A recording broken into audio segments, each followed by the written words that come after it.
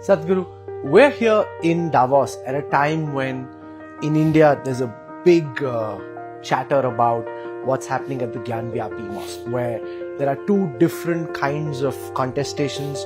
One by the Hindu petitioners who are saying that this was originally a temple which was raised by Mughal Emperor Aurangzeb, and the other led by Asuddin Owaisi and many others who feel that because of the existence of the places of worship Act 1991, the status of the Gyanvapi mosques should stay as it is. I'm very curious to know, as somebody who looks closely at society, how you think this very contentious issue should be looked at and addressed.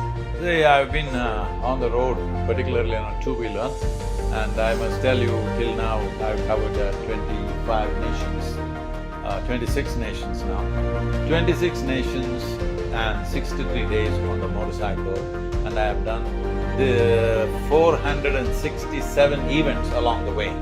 So it's been a breathless schedule. I'm really completely unaware of what's happening in the news. I think I should make a comment without knowing the full nature of what is happening. But your broad sense of this idea that there were multiple temples which were raised by the Mughals, and now from Hindu Samaj this demand that, you know, what's happened, for example, at Kashi, what's happened at Mathura, Hindus should have the right to pray over there. Philosophically, how do you see it? See, thousands of temples were razed to ground during invasions. Well, we couldn't protect them then.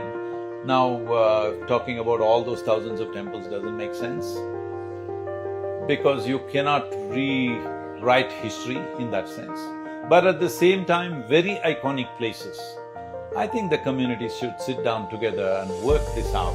This is not for the benefit of the nation, that everything we fight, whatever you say I will oppose, whatever I say you will oppose. This is not the way forward. Some very iconic places, I think for once we should sit down and say, okay, these 2-3 sites, let's settle this. Rest of it, don't raise it again. I think we should do that instead of going one at a time and keeping the controversy on, unnecessary enmity between communities. This is not necessary. I feel as a civilized society, for once we should sit down and say, okay, what are the issues? Can we settle it or not? We should sit down and settle it. There must be some give and take in this. About this particular thing, I am not conversant with the news, so I don't want to make a comment on that. But I feel that would be a way forward for both the communities, above all for the nation. It's important. I think we should stop thinking in terms of Hindu community and Muslim community. Right now, India is at a juncture where if we do the right things, we could be a significant nation in the world in terms of economy, in terms of political power, in every way. Nation could become a very significant force in the world. I don't think we should squander this, going on making everything into a big dispute. I know local politics, people will try to play for their advantage. I would beseech people and the news agencies and media houses not to make this controversial.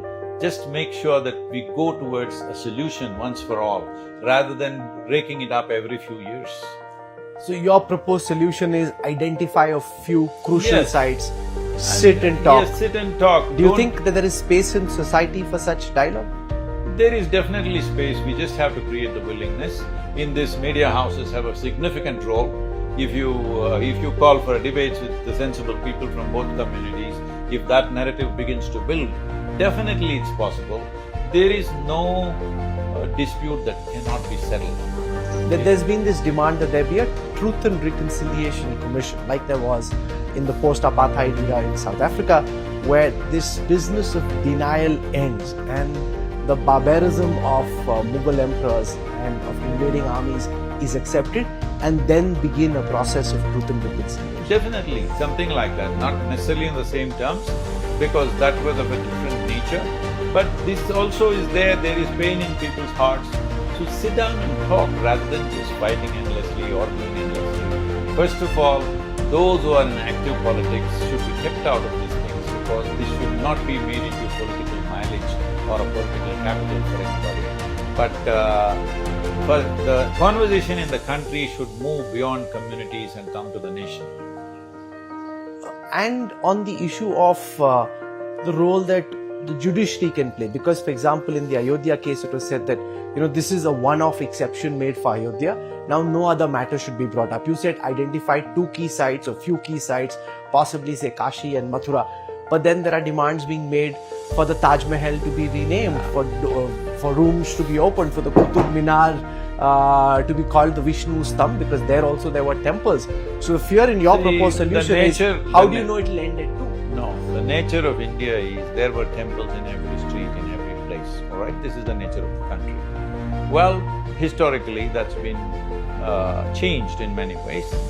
There is bitterness in a whole lot of people, so that's why I'm saying a few iconic places you choose and sit down and say these few things you settle, after that never again, it should be raised once again, once again. At the same time, whatever historical blunders or cruelties that have happened, there must be some kind of, if not, I'm not even asking for apologies or anything, because there are no Mughals sitting there to apologize for you. Muslims of the country are Indian citizens, all right? So, there is nobody there to apologize to you, Mughal kings are not sitting there to apologize, no such thing. Little reconciliation, okay, something has been taken away from you, okay, let's settle this. This approach should come. Above all, we must settle these things quickly if you want nation to move ahead. And anyway, even if you want to build a temple or a mosque, you need soil. So let's talk soil, Rahul. No, of course, we spoke about soil at length in the beginning. I'm curious to know your ideas on this big South versus North contestation on the language war.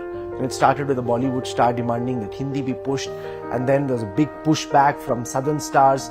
And your idea on nation was formed in a certain way. When you form linguistic states, language as the basis of dividing states, it is a natural promise all languages will be respected. Please keep it that way. Don't try to change the fundamental ethos of the nation just because a certain language has more population and you think you must push them down. This will not work.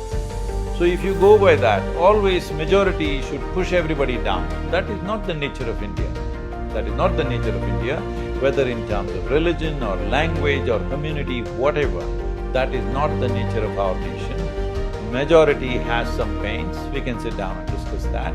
But when it comes to language, we form states on linguistic basis.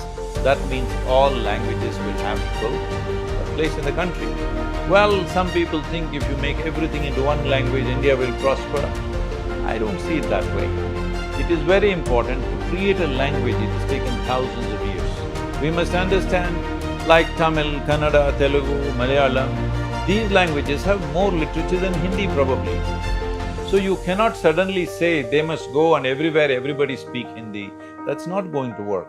So what is the national language? You must understand, India is a nation, a unique nation, which is not formed on the basis of sameness of anything. Not sameness of religion, sameness of race, sameness of language, sameness of nothing. We are a kaleidoscope.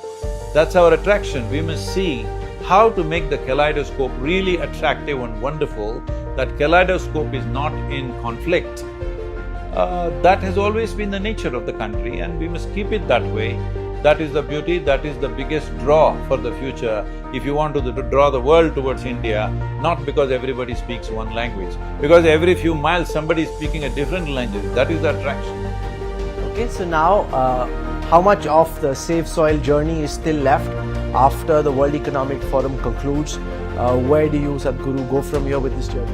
So just now I came from UAE, I've been traveling through 27 nations, through Europe, Central Asia, Arabia, and in UAE I've broken it for 2 days to be here. Now I go back to UAE and ride up to Muscat, and from Muscat I'm taking a small boat along with my motorcycle to Jamnagar, and from Jamnagar I'm riding to Ahmedabad, Jaipur, Delhi, and then further down south through 12 states. Almost all the states chief ministers are participating, because in the last 60 days, the narrative on the planet has changed. Because till now, according to the social media metrics, about 2.1 billion people have spoken about soil. I want another 2 billion, you must make sure. Well, it'll happen soon in the back of this interview, and I'm sure many more will get to know what you've been doing, and we wish you all the best for your journey. Sadhguru Jaggu Vasudeva for joining us over here. Thank you very much, Sadhguru. Thank you.